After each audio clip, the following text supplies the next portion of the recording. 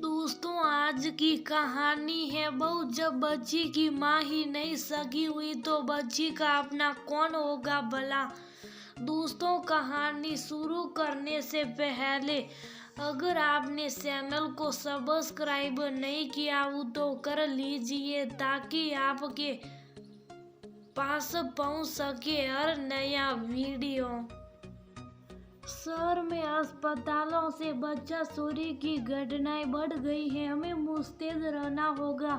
जच्चा बच्चा वार्ड की सिक्योरिटी बढ़ानी होगी और सबको ध्यान रखना होगा कि कुछ भी संदिग्ध दिखे तो तुरंत सबको अलर्ट करे। ये हमारे अस्पताल की प्रतिष्ठा ही नहीं, हमारे यहाँ आने वालों के भरोसे की भी बात है। अस्पताल प्रबंधक मिताली जोशी ने शहर के अस्पतालों से बच्चा चोरी की बढ़ती घटनाओं को देखते हुए इमरजेंसी में सारे स्टाफ की मीटिंग बुलाई थी और सबसे सुरक्षा को ध्यान में रखने की गुजारिश कर रही थी। उनके अस्पतालों नवजीवन का नाम नेचुरल और सेल्फ डिलीवरी कराने में था तो लोगों की भी भीड़ हमेशा लगी रहती थी। डॉक्टर मिताली न केवल एक कुशल डॉक्टर थी बल्कि एक बहुत अच्छी इंसान भी थी। अपने मरीजों, उनके परिजनों से ही नहीं, अपने अस्पताल के हर स्टाफ से भी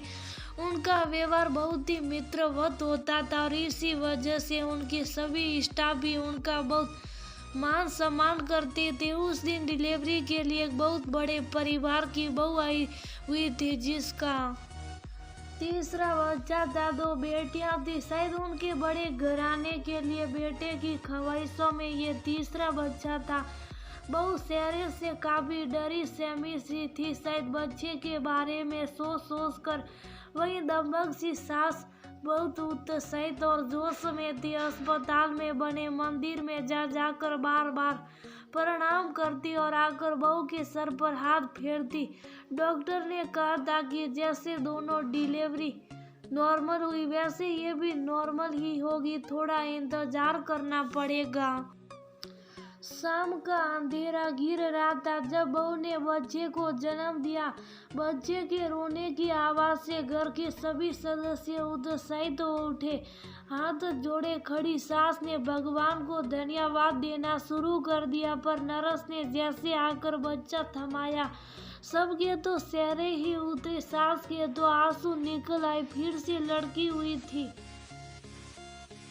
सास नर्स की गोद में वापस बच्चा थमा कर वही पड़ी कुर्सी पर निडाल होकर बैठ गई। मैं कहता था ना माँ, 2 बेटियां हैं, वही कुल का नाम रोशन करेगी। पर आपको ही जिद लगी थी ना। अब उदास होने से क्या फायदा। बेटा माँ को समझाने लगा पर माँ ने तो सुबह धारण कर लिया था। लगभग 1 घंटे बाद सार तले अस्पताल में पूरी हलचल सी मच गई थी। सारे स्टाफ भाग दौड़ कर रहे थे और चारों ओर अलार्म बजने लगा था। जड़वत सी कुर्सी पर बैठी सास जो पिछले 1 घंटे से वहीं बैठी हुई थी, कुर्सी पर ही उनकी आंख लग गई थी जो हलचल और अलार्म से खुल गई। उठकर बहू के कमरे में गई तो देखा बहू भी नदारद और बच्ची भी, पर बाथरूम बंद देखकर लगा बहू तो अंदर होगी, पर बच्ची कहाँ गई। बाहर आकर एक भागते स्टाफ से पूछा, भैया मेरी पोती पालने में नहीं है, कहाँ चली गई। मैडम कोई बच्चा लेकर भाग रहा है हमारे अस्पताल से, हो सकता है वो आपकी ही पोती हो, पर पकड़ लेंगे हम, आप फिक्र ना करो। उस भागते हुए स्टाफ ने कहा। फिर क्या था, जोर से रोती और घबराई सास भी उन स्टाफ के साथ भागने लगी, अपनी उम्र और घुटने की समस्या को अनदेखा करके। संयोग से अस्पताल की सुस्त व्यवस्था और स्टाफ और सिक्योरिटी की सक्रियता के कारण ठीक मेन गेट पर पहुंचते पहुंचते वह बच्चा जोर धरा ही गया। उसने एक कंबल से अपना पूरा शरीर और बच्चे को ढक रखा था और चेहरे पर मास्क लगा रखा था। पूरी भीड़ इकट्ठी हो चुकी थी। सास और मिताली जोशी भी पहुंच चुकी थी। कंबल हटाया गया, तो बहू और उसकी बच्ची थी। बहू तुम्हारी संद्री माँ, तुम अपनी ही बच्ची को लेकर भला कहाँ भाग रही थी? माँ ही बच्चे को लेकर भाग रही है क्या? जमाना आ गया, बेटी है शायद इसलिए कहीं फेंकने जा रही हो। पैदा करने की क्या जरूरत थी? उनसे पूछो जिनके बच्चे नहीं है। कलयुग की माँ ऐसी ही होती है, जब बच्ची की माँ ही नहीं सगी हुई तो बच्ची का अपना कौन होगा भला? जितने लोग मौजूद थे सबकी बातें और उंगली संद्री माँ पर ही उठी हुई थी और संद्री माँ सर झुका कर बैठी हुई थी। मिताली शर्मा ने सबको भेजकर संद्री माँ को उठाकर बिठाया, शांत किया और उसकी सास को भी उसके पास बिठाया। अब बताओ संद्री माँ, तुम ऐसा क्यों कर रही थी? एक माँ को ये सब शोभा देता है क्या? बच्ची नहीं रखनी थी तो मुझे बताती। बहुत निसंतान लोग आते हैं मेरे पास रोज, निराश और परेशान से वह तुम्हारी बेटी को राजकुमारी की तरह रखते। मैडम, हमारे पास क्या कमी है किसी चीज की जो हम अपना बच्चा दे? अरे 9 महीने से आस लगी थी, इसलिए निराश हुई थी कि एक आध घंटे के लिए सबके साथ होता है आशा, पर अपने बेटे का अंश मुझ पर इतना भारी नहीं है मैडम कि मैं किसी को दे दूं। और बहू, ऐसा करने से पहले मुझसे क्यों पूछी नहीं? पूछा तूने? सांस फट पड़ी। मैं पहले से डरी हुई थी मम्मी जी। कलेजे पर पत्थर रखकर मुझे ऐसा करना पड़ा, वरना लगा इसकी जिंदगी तो खराब होगी ही। मेरी दोनों बच्चियों को भी सबकी उपेक्षा झेलनी पड़ेगी, इसलिए मैं रात के अंधेरे में इसे अनाथाश्रम के गेट पर रखने जा रही थी। लगा बच्चा शोर के हल्ले में बात दब भी जाएगी। मैंने पहले से ही ये सोच रखा था, बेटा हुआ तो ठीक, बेटी हुई तो मैं ऐसा ही करूँगी। बहू ने बताया, योजना तो तुमने अपने हिसाब से सही बनाई, पर तुमने अस्पताल गलत सुना। संद्री माँ मिताली ने मुस्कुराते हुए कहा, क्या योजना सही बनाई मैडम जी? बेटी होने पर तो नहीं, हाँ बेटी खोने पर जरूर। मैं इसकी खबर ले लेती। ठीक है। पोता मुझे चाहिए था, पोते का शौक था मुझे, पर पोती हुई तो क्या मैं उसे किसी को दे दूंगी या मार दूंगी?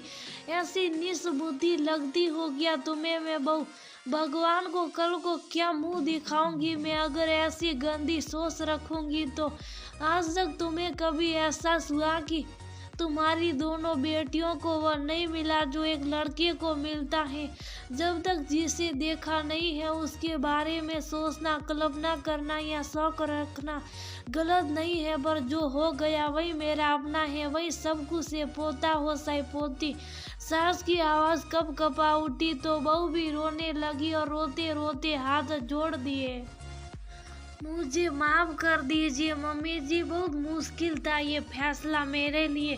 स्लो हो जाती हैं कभी कभी गलत फहमियाँ। संद्री माँ, अभी भी तुम्हारी डिलीवरी हुई है, इतना स्ट्रेस तुम्हारे लिए सही नहीं है। चलो अपने वार्ड में चलो। पर एक बात और माता जी, अभी आप ये सब बड़ी बड़ी बातें तो कह तो रही हैं, पर उस समय गोद में देते ही आपने इस वापस नर्स को पकड़ा दिया था, वो किया था? मिताली ने मजाक किया। मैडम, हमेशा आंखों देखी बातें भी सच नहीं होती। मैंने स्ट्रेस ज्यादा ले लिया था तो उस समय शक्कर सा महसूस हुआ। वैसे भी मैं सर्वाइकल स्पॉन्डिलाइटिस की मरीज हूँ, बच्ची गोद से गिर न जाए इसलिए उसे नर्स को थमा दिया था। पर अब दोनों हाथ से कबूल करती हूँ कहकर सास ने बच्ची को हाथ गोद में उठा लिया। मतलब तीसरी पोती कबूल है। बहू, मैं भी अपने माता पिता की तीसरी बेटी ही थी। मेरी माँ या दादी मुझे कबूल ना करती तो आज ये दादी बनने का सौभाग्य कहाँ मिलता, कहकर सास ने पोती को कलेजे से लगा लिया। मिताली जोशी ने सबको अपनी जगह पर भेज दिया और ऐसे माहौल में ऐसी सुखद घटना देखने कम मिलती है। सोचते हुए अपने कक्ष की ओर